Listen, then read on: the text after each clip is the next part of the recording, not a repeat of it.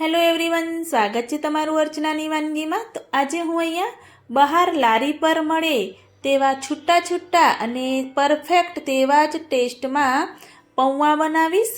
અને હા, પૌવાને વધારે ટેસ્ટી બનાવવા માટે બહાર જે પૌવા ઉપર મસાલો છાંટતા હોય છે એ મસાલો પણ સાથે આપણે આજે બનાવીશું।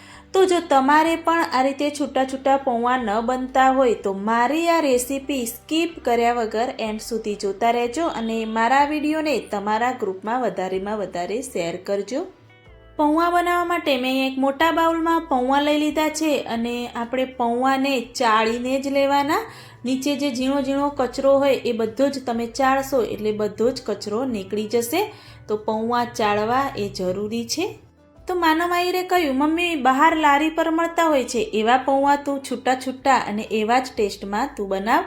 તો આજે એમને નાસ્તા માટે હું અહીંયા એ રીતેના પૌવા બનાવીશ। તો હું અહીંયા 3 થી 4 વ્યક્તિ ખાઈ શકે તેટલા પૌવા બનાવવાની છું। તો આ વાડકીના માપ પ્રમાણે 3 વાડકી મેં પૌવા લઈ લીધા છે।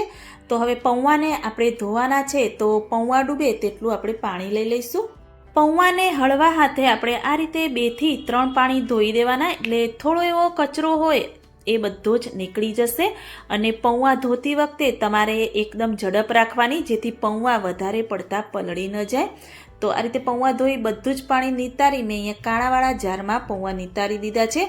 જો વધારે પલળી જશે તો પૌવા એકદમ પોચા બની જશે, એટલે ઝડપથી પૌવાને ધોઈ અને આ રીતે કાણાવાળા જારમાં તમે નિતારશો એટલે એકદમ છૂટા એવા પૌવા બનશે।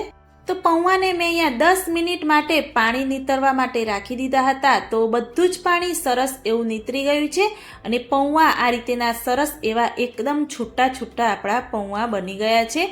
તો આ રીતે પ્રોસેસ કરશો તો તમારા પૌવા પણ એકદમ છૂટા એવા બનશે।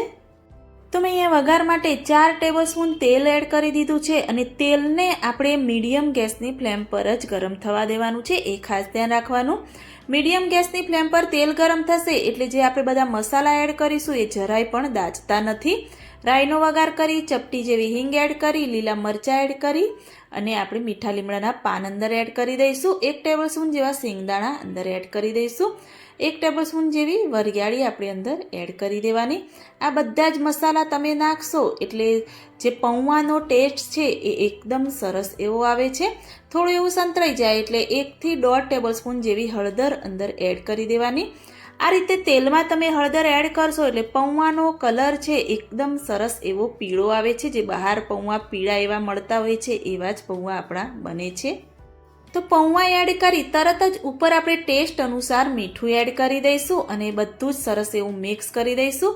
મેં અહીંયા લીલા મરચાંના ટુકડા મોટા કરીને એડ કર્યા છે, પરંતુ તમારે જો ઝીણા એવા કટ કરીને કરવા હોય તો પણ તમે એ રીતે કરી શકો છો।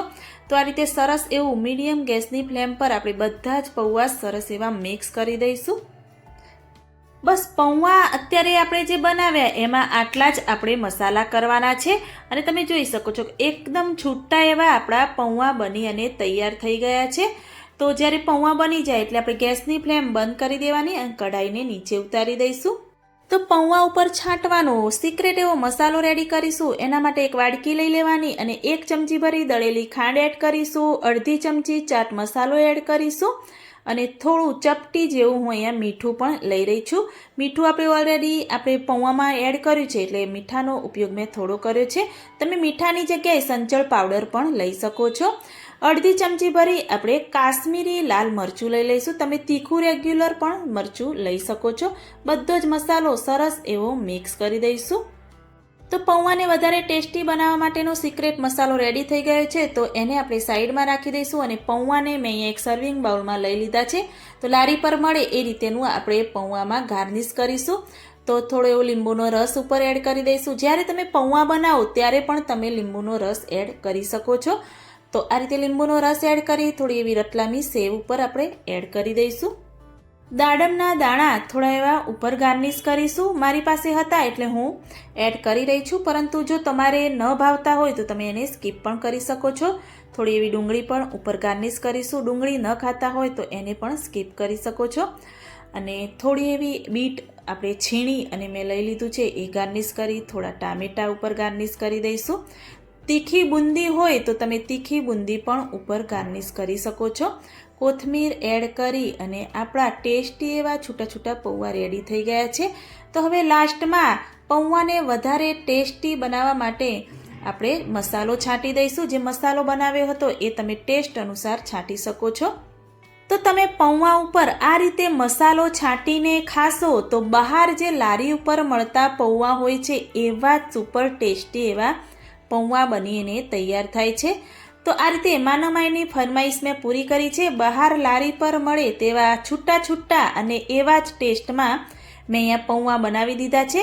તો તમારે પણ જો છૂટા છૂટા પૌવા ન બનતા હોય તો મારી આ રેસીપીથી એકવાર પૌવા બનાવીને ચોક્કસથી ટ્રાય કરજો અને મને કમેન્ટમાં જરૂરથી બતાવજો કે મારી આ રેસીપી તમને કેવી લાગી. જો સારી લાગી હોય તો મારી ચેનલને લાઇક શેર કમેન્ટ કરજો. મળીએ કોઈક નવા વિડીયો